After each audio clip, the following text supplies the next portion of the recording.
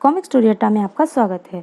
तो आज मैं लेकर आई हूँ राज कॉमिक से, जिस कॉमिक का नाम है अजगर की बेटी। इसके लेखक हैं मीनू वाही, चित्रांकन है राम वाइकर और संपादक हैं मनीष चंद्र गुप्त। तो आप लोग चैनल पर नए हैं तो चैनल को सब्सक्राइब कर लीजिए एंड बेल आइकन को प्रेस करना बिल्कुल भी ना भूलिए।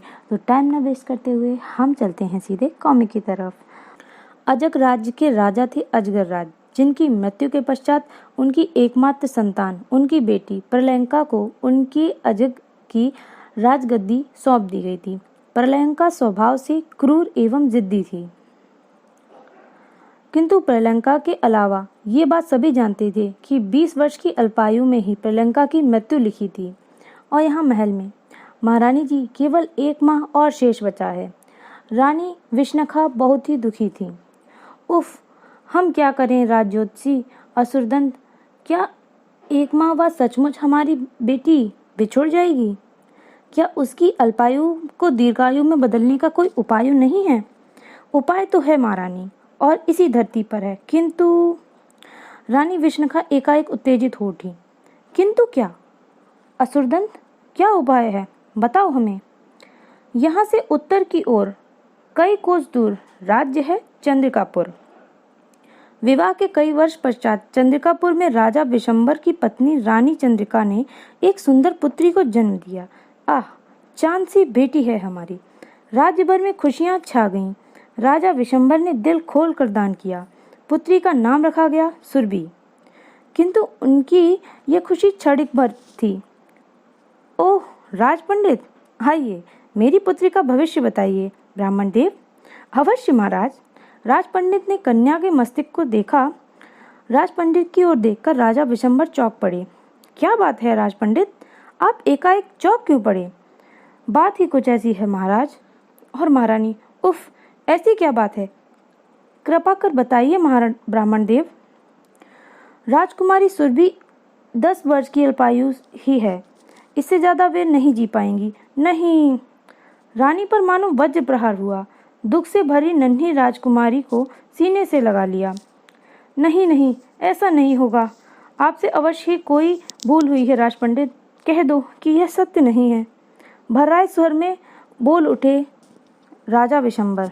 नहीं, इतनी अल्पायु में हम अपनी कन्या को नहीं खो सकते। हम ईश्वर से इसके लिए दीर्घायु भीख मांगेंगे। राजा विशंबर अगले दिन से ही भगवान विष्णु की कठोर तपस्या में जुट गए। ओम विष्णु। 2 वर्ष तक लगातार कठिन तपस्या तप करता रहा वह। एक दिन, आंखें खोलो वत्स, हम तुम्हारी कठोर तपस्या से प्रसन्न हैं। वर मांगो पुत्र। भगवान विष्णु, मैं धन्य हो गया। मेरा संकट दूर करें भगवान, मेरी पुत्री को दीर्घायु प्रदान करें। राजा विशंबर के इतना कहते ही भगवान विष्णु ने एक हाथ से कर्णमणि प्रकट हुई। पुत्र, यह कर्णमणि जब तक तुम्हारी पुत्री के दाएं कर्ण में रहेगी वह अमर व निरोग रहेगी, लेकिन जिस दिन कर्णमणि उसके कर्ण से उतर गई वह एकमात्र के भीतर ही उसकी मृत्यु हो जाएगी। इतना कहते ही वह विलुप्त हो गए। ओह, भगवान अंतर्ध्यान हो गए। वह कर्णमणि आज भी राजकुमारी सुरभि के दाएं कर्ण में उपस्थित है। बस महारानी जी, यही एक उपाय है जिससे राजकुमारी प्रलयंका की अल्पायु को दीर्घायु में बदला जा सकता है। किंतु यह कैसे संभव है? और अगर यह कर्णमणि राजा से छीन भी लेते हैं तो हमारे राज्य की शांति का नियम भंग हो जाएगा। राजा विशंबर वह कर्णमणि हमें देकर अपनी पुत्री का जीवन संकट में क्यों डालेंगे? और यहाँ प्रलयंका सब सुन रही थी। नियम? हा हा हा, नियम तो प्रलयंका बनाती है, अगर वही ना रही तो हा हा हा, कर्णमणि हासिल करनी ही होगी मुझे। और अजदाह। इधर राजकुमारी सुरभि अपनी सखियों के साथ। वाह, कितना मनोरम स्थल है। मेरा मन तो स्नान के लिए मचल रहा है। शीघ्र ही राजकुमारी सुरभि अपनी सखियों के साथ उस सरोवर के शीतल जल में स्नान की ओर आनंद ले रही थीं। इस बढ़ते संकट से अनभिज्ञ वह सब बेहद अचानक हुआ। आह, यह क्या है? अजदाह की भयानक जीभ लपकाई। पानी में गहरी हलचल के साथ ही सखियों की चीखें निकल गईं। राजकुमारी को क्या हुआ? राजकुमारी का प्राण संकट में है। राजकुमारी के प्राण संकट में हैं, उन्हें बचाओ। आनन फानन में ही तलवारें लिए सैनिक सरोवर में कूद पड़े। न जाने राजकुमारी पर संकट कैसे आ गया। और उफ, वह रही राजकुमारी, इन्हें जल्दी से ऊपर ले जाना होगा। हे ईश्वर, राजकुमारी की रक्षा करना। फिर सैनिक तथा सखियों के अथक प्रयास के बाद राजकुमारी सुरभि को होश आया। राजकुमारी जी, आंखें खोलिए राजकुमारी जी। होश में आते ही राजकुमारी सुरभि भय से चीख पड़ी। वह अजगर दानव, अजगर दानव! ठीक इसी पल, राजकुमारी जी, आपकी कड़मड़ी। हाँ, कड़मड़ी? मेरी कड़मड़ी कहाँ गई? गजब हो गया, शायद कड़मड़ी सरोवर में गिर पड़ी है। उफ, नहीं राजकुमारी जी, कड़मड़ी को ढूंढना होगा। आप चिंता ना करें राजकुमारी जी, हम अभी आपकी कड़मड़ी ढूंढ कर निकालते हैं। ओह, अगर कड़मड़ी ना मिली तो? तभी सैनिक कड़मड़ी की तलाश में पुनः सरोवर में कूद पड़े।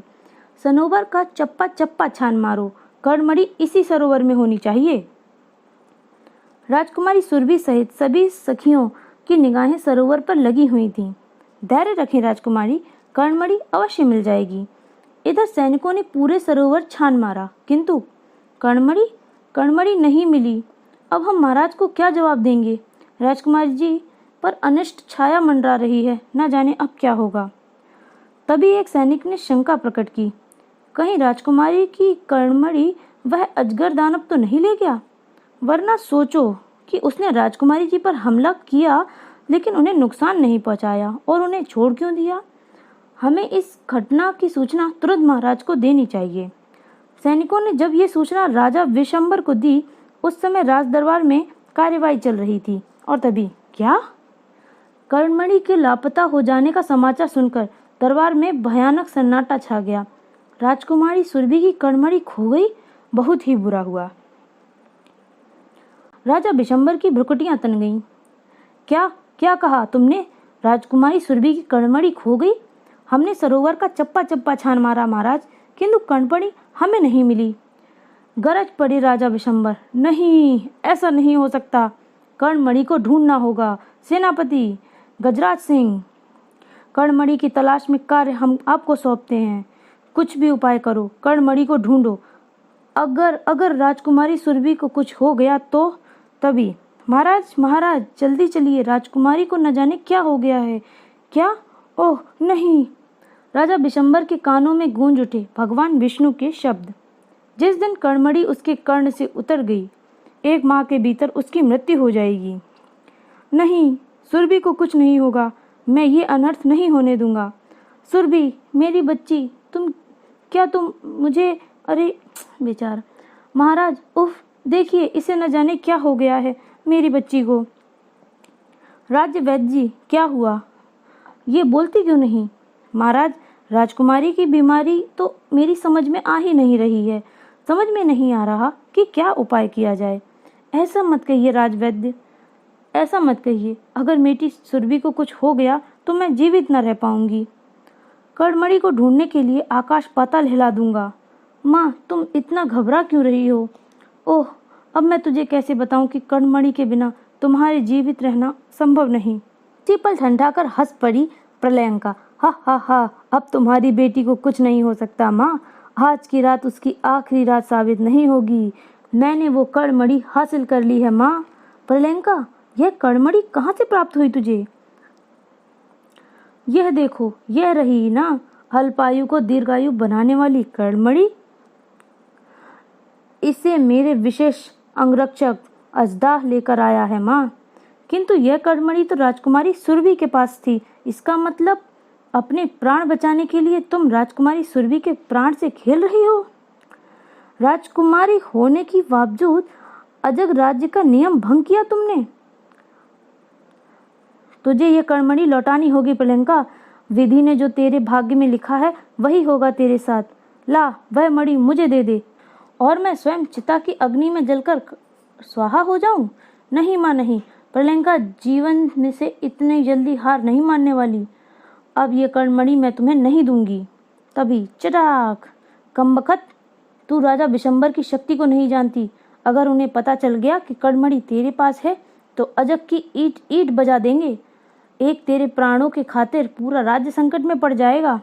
इससे पहले मैं चंद्रिकापुर में खाक उड़ा दूंगी। अजदाह। उधर राजा बिशंबर, हम अपने दिव्यास्त्र की पूजा अर्चना करने जा रहे हैं, हमें कोई परेशान ना करे, चाहे प्रलय ही क्यों ना आ जाए। और इधर अचानक आतंक फैल गया। अजगर दानव भागो, ये तो राक्षस यम का रूप है, भागो भागो। अजदा ने भयंकर श्वास खींची। बचाओ बचाओ, हाहाकार मच गया। पलक झपकते ही कई व्यक्ति अजदा के खुले हुए विशाल मुंह में समा गए। कईयों को तो चीखने का अवसर भी न मिल पाया। इधर सेनापति को जैसे ही सूचना मिली, ओह अजगर दानव, कहीं यह वही अजगर दानव तो नहीं जो राजकुमारी सरोवर में दिखाई पड़ा था। सेनापति अपने सैनिकों के साथ आंधी की तरह चल पड़ा। अजगर दानव बचकर नहीं जाना चाहिए, और शीघ्र ही। सेनापति जी, शायद यह वही अजगर दानव है जिसने राजकुमारी की कड़मड़ी ले गया था। इसे घायल कर दो, आक्रमण। कई वाड़ व भाले बरस पड़े।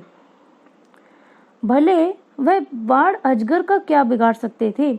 अजगर की पूंछ का वार सैनिक पर पड़ा। आह! इसी पल अजदा के मुंह से कई और विशालकाय अजदा बाहर निकलने लगे। देखते ही देखते उन्होंने तबाही मचा दी।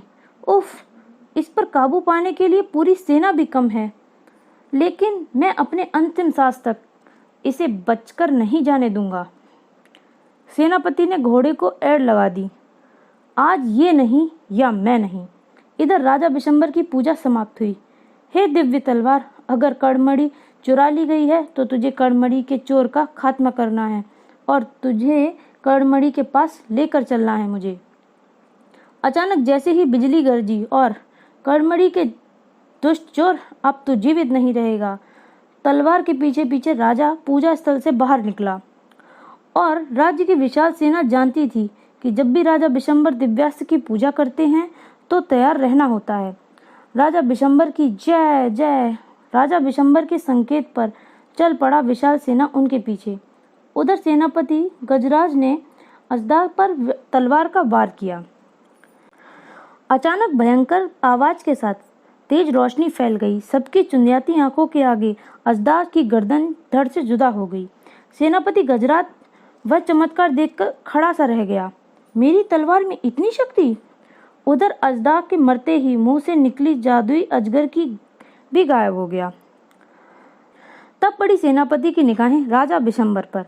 महाराज, आपकी दिव्य तलवार व सेना के साथ। ओह, अब समझ में आया कि अजगर दानव कैसे मारा गया। सेनापति गजराज, कड़मड़ी के चोर के खात्मे के पश्चात अब ये तलवार हमें लेकर कड़मड़ी के पास चलेगी। ओह, शुक्र है महाराज, अगर आप सही वक्त पर न आते तो अजगर दानव भयानक तबाही मचा चुका होता। और यहाँ प्रलंका। क्या अजदा मारा गया? राजकुमारी जी, हमें गुप्तचरों ने उसके वध होते देखा है। नहीं, अजदा को कोई नहीं मार सकता। हकीकत को जुटलाकर अपनी मन बहलाने की चेष्टा ना कर बेटी। जिस तरह अजदा की महाशक्तिशाली योद्धा मारा गया, उसी तरह यह पूरा राज्य तबाह हो जाएगा अगर तूने अपनी जिद ना छोड़ी। अभी भी समय है प्रलयंका, राजकुमारी सुरभि की कड़मड़ी लौटा दे। हरगिज नहीं, तूने मुझे अब दूसरा कदम उठाने के लिए विवश कर दिया है प्रलयंका। एकाएक रानी विष्णुका का रूप परिवर्तित होने लगा।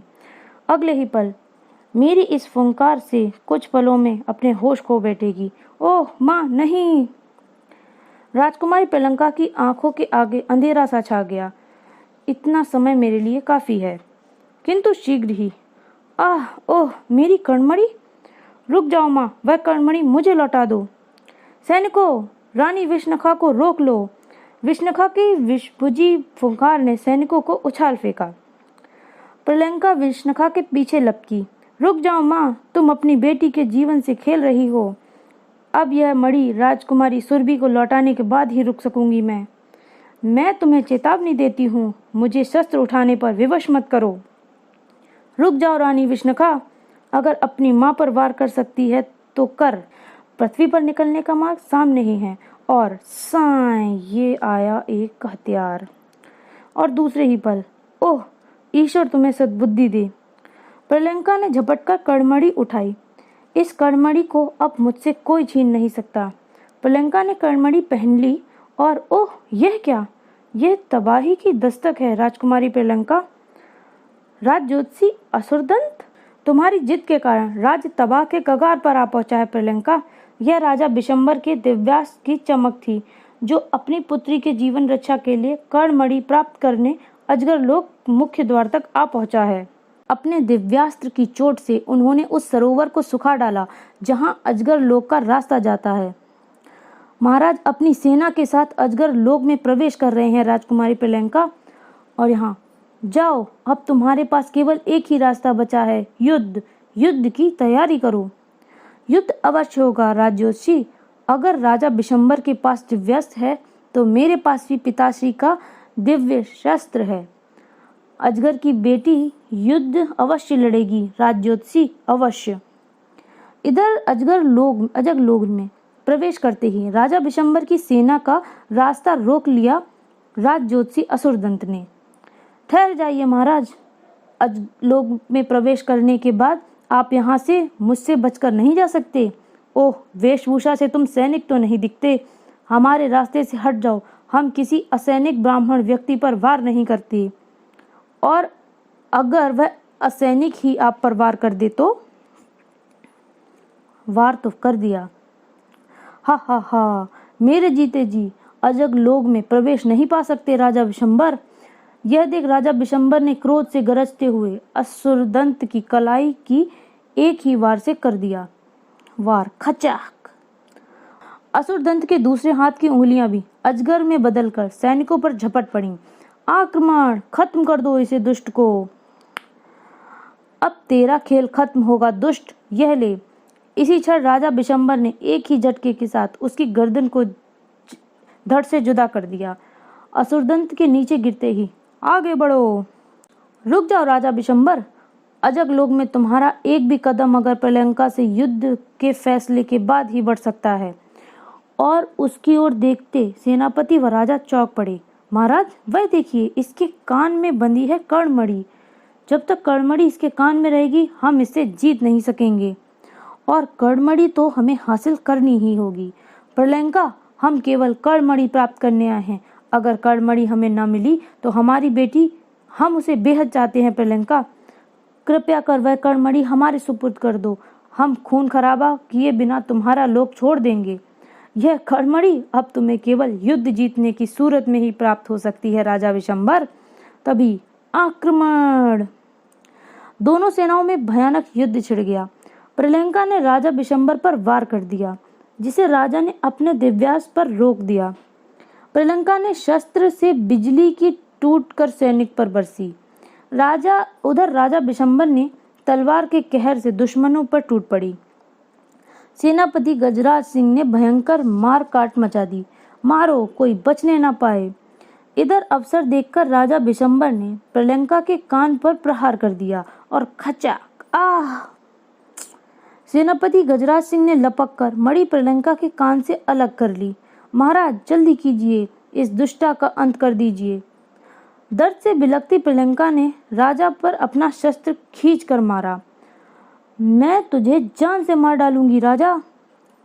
राजा ने दिव्यास्त्र से प्रियंका के शस्त्र को 2 टुकड़े कर दिए। कड़ाक। और इससे पहले कि राजा बिशंबर अपनी तलवार से प्रियंका के भी 2 टुकड़े करते, तभी आह!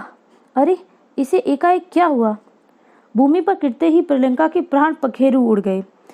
तभी एक आकाशवाणी गूंज उठी। हैरान न हो राजन, आज प्रियंका के जीवन का अंतिम दिन था। पृथ्वी पर सूर्योदय के साथ ही इसके प्राण पखेरु उड़ चुके हैं और यहाँ युद्ध समाप्त हो गया। और महल पहुंचकर जैसे ही कर्णमणि राजकुमारी सुरभि के कर्ण में बांधी गई, वह पहले की तरह स्वस्थ हो उठी। फिर उस रात नगर में दिवाली मनाई गई। चंद्रिकापुर दुल्हन की तरह सज उठा। इधर महल में भी चारों तरफ प्रसन्नता छा गई। तो हाँ, होती है कॉमिक खत्म। तो आप लोग अपने कमेंट में बताइए आपको ये कॉमिक कैसी लगी। मिलती हूँ नई कॉमिक के साथ, तब तक आप लोग चैनल को कर लीजिए सब्सक्राइब। Thank you.